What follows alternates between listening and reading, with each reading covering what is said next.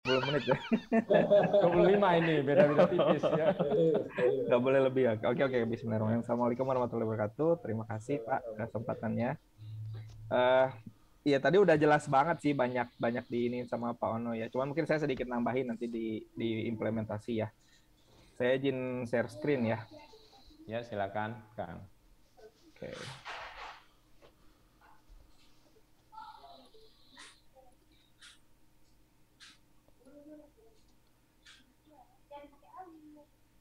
Oke, baik. Izin saya mulai aja ya. Mungkin perkenalan singkat dulu ya. Nama saya Faisal Reza, panggil saja Reza buat teman-teman yang belum kenal atau baru kenal. Sudah di bidang IT sejak 11 tahun yang lalu dan saat ini beberapa kesibukannya di beberapa perusahaan dan juga melakukan biasanya training gitu ya untuk beberapa vendor. Ya, saya memanage komunitas IT Jago Network ya, Jago Network ID. Kemudian saya juga aktif di perusahaan cloud hosting yaitu idcloudhost.com. Ini cloud hosting Indonesia ya, provider Indonesia. Kemudian, nah ini kita juga bikin atau develop perangkat open networking ya, namanya bitbox.id. Nah, bitbox.id adalah perangkat network appliance yang bisa diisi macam-macam software gitu ya. Yang paling sering sih open source gitu untuk aplikasi router, firewall dan server lain-lainnya. Oke, masuk ke materi. Tadi sebenarnya nambahin yang disampaikan Pak Ono. Nah, Indonesia ini jadi salah satu negara yang adopsi IPv6-nya masih sangat kecil sekali gitu, yaitu sekitar 2. Ini dari data Google ya.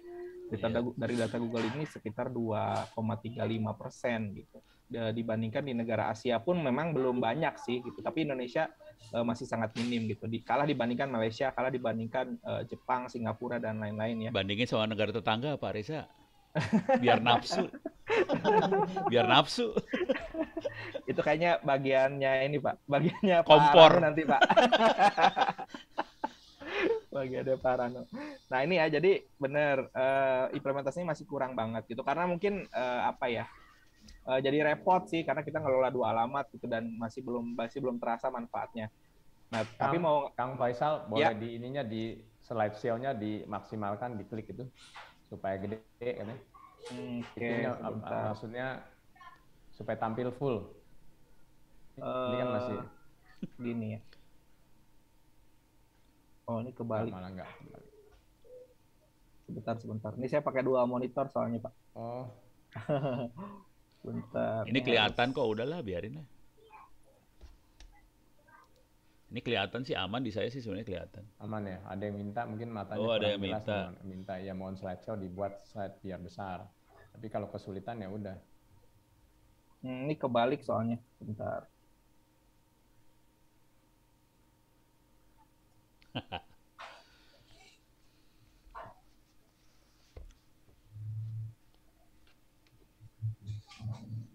Gini aja paling ya. Ya udah nggak apa-apa lah. Nah ini pendingan lah, agak pendingan ya.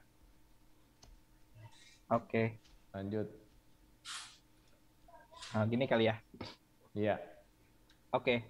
Mas Wahyu ikut juga nih, Wahyu Prawoto.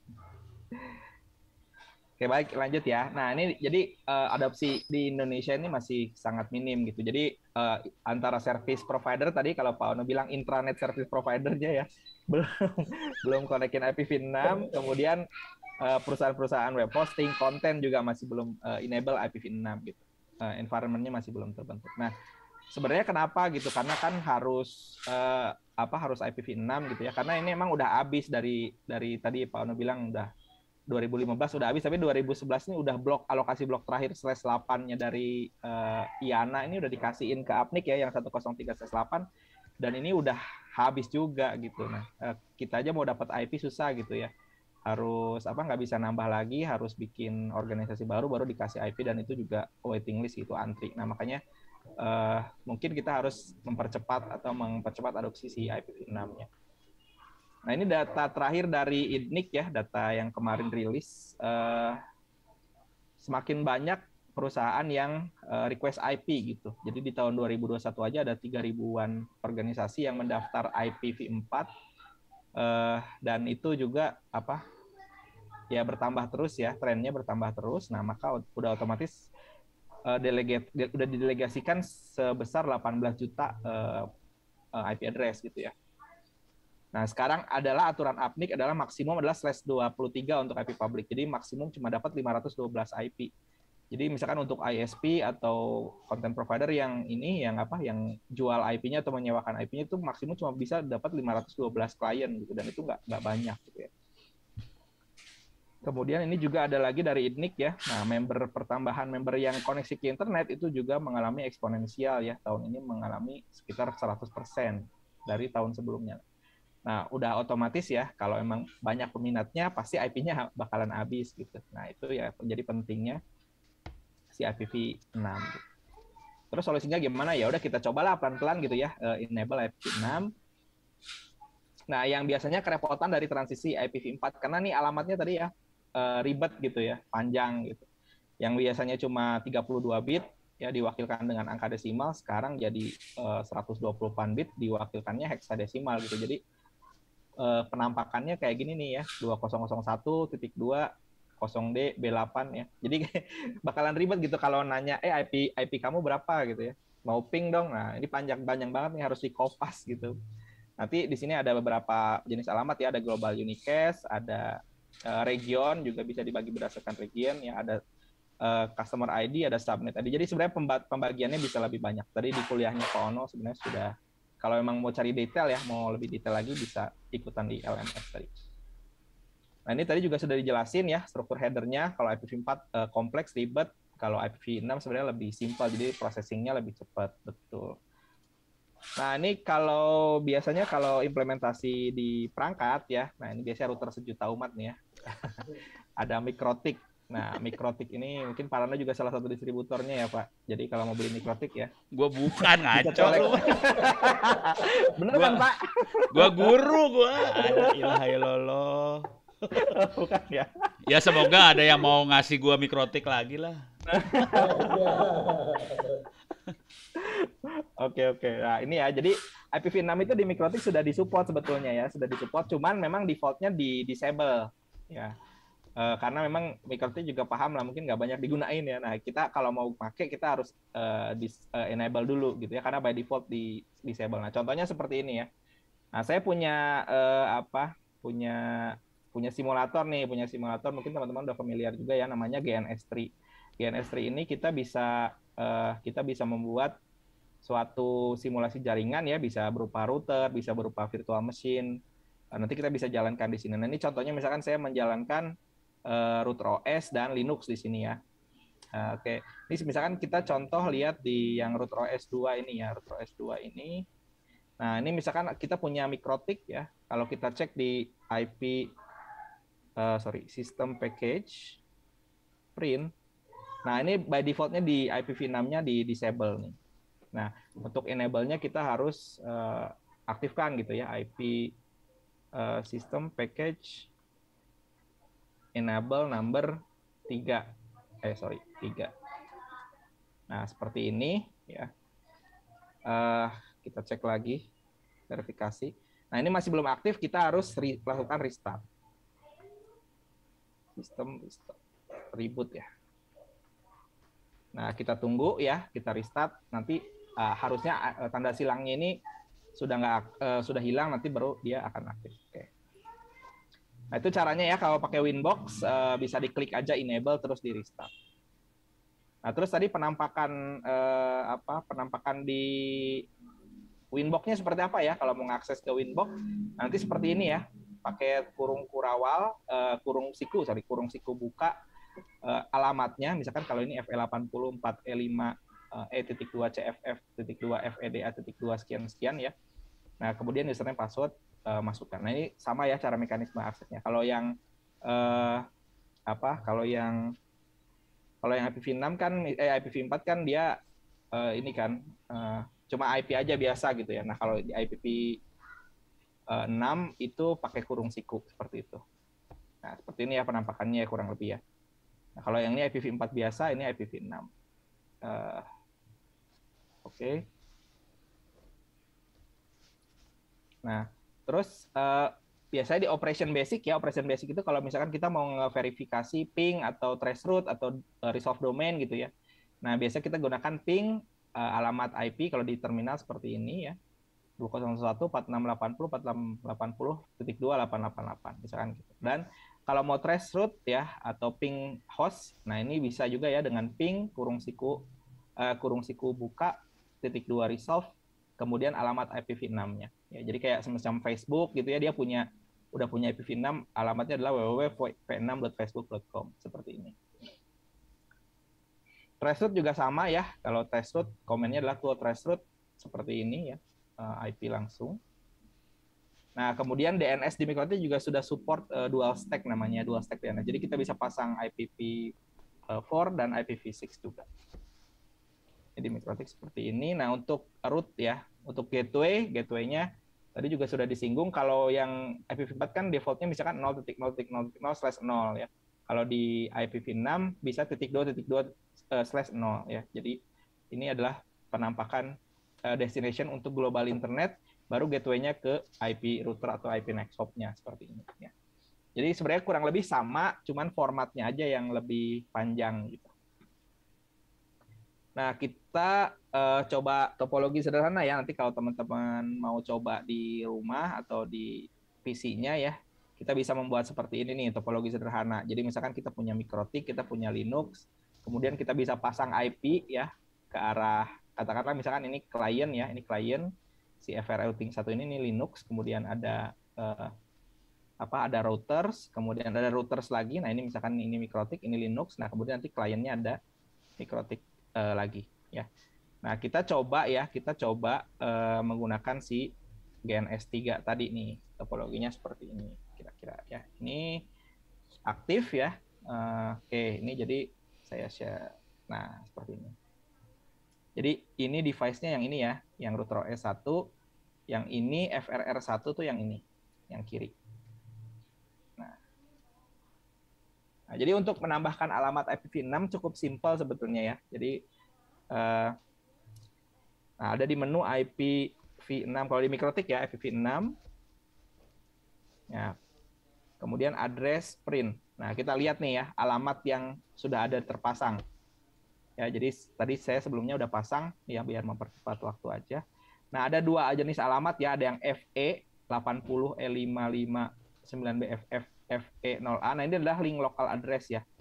Jadi kalau di IPv6 itu udah nggak ada lagi ARP ya, tidak ada lagi ARP. Nah, semuanya dihandle oleh si IPv6 menggunakan namanya link lokal. Jadi ini alamat ini muncul otomatis ya. Interface Ethernet print. Nah, dia sebenarnya akan mengconvert dari MAC address ini. Dia akan convert menambahkan tengah-tengahnya ya, FFFE, kemudian nanti dikonvert menjadi link lokal ya. Di awalnya dikasih FE80. Ini adalah alamat yang otomatis muncul ketika kita mengaktifkan package IPv6. Ya, ini jadi cuma di lokal doang. Nah, kita juga bisa menambahkan IP yang di set admin lah gitu ya, di manual. Nah, kita caranya adalah IPv6 address ya, add address misalkan seperti ini ya. Tadi 2001.2 ya, misalkan nah, kita sesuaikan dengan topologi ya, seperti ini. Misalkan 2001.A ya, .2.2.1. Nah, ini sebenarnya kalau mau format panjang ya, format panjang itu seperti ini, 000 ya, 0000. Nah, tapi kan tadi ribet ya, kalau misalkan emang kita mau yang simple, nah ini harusnya seperti ini ya. Nah, ini yang betul, yang komplit. Tapi kita bisa melakukan dengan kosong di depan angkanya, kita bisa buang ya. Nah, kemudian yang kalau ada kosong-kosong berderet banyak seperti ini, kita bisa gunakan double colon ya, double colon. Nah, jadi sebenarnya kita bisa membuat alamat yang lebih simpel atau lebih pendek daripada IPv4 sebetulnya ya. Tergantung nanti alokasi dari si IDNIC misalnya kalau untuk publik ya. Tapi kalau untuk di lokal bisa aja dibuat seperti ini, jadi lebih pendek, bahkan lebih pendek daripada IPv4 gitu. Nah, kemudian di sisi Linux ya, kita tadi udah juga dipraktekkan ya sama Pak Ono ya. Nah, ada juga software ya yang untuk melakukan manajemen secara konsol ya, menggunakan namanya FR Routing. FR Routing ini kita bisa install etc apt. Nah, di sini kita tambahin namanya repository ya. Repository namanya FR Routing. Nah, frr.list. Nah, jadi kita bisa tambahkan namanya FR Routing. FR Routing ini kita bisa membuat Linux kita menjadi seperti router komersial ya. Mungkin familiar sama Cisco ya. Nah, kita bisa masuk ke komen namanya vtysh. Nah, dengan adanya software ini kita bisa memanage si Linux ini sebagai router ya. Misalkan kayak show running configuration. Nah, komennya seperti Cisco nih. Ya. Show interface brief. Nah, seperti ini ya. Jadi kita bisa melihat kita bisa melihat interface-interface yang aktif di sini ya.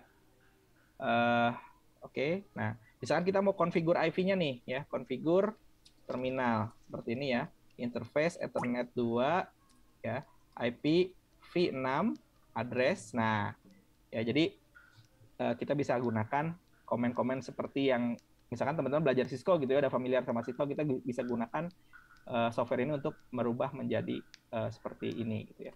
Nah, kalau udah kita pasang IP-nya, kita coba tes ping ya. Ping 2001 A kostik 21 misalkan. Nah, ini ping dirinya sendiri ya. Bisa, kemudian ping ke mikrotik ya, di sisi mikrotiknya juga bisa ya. Seperti ini. Jadi ini ada di sisi mikrotiknya tadi IP address print.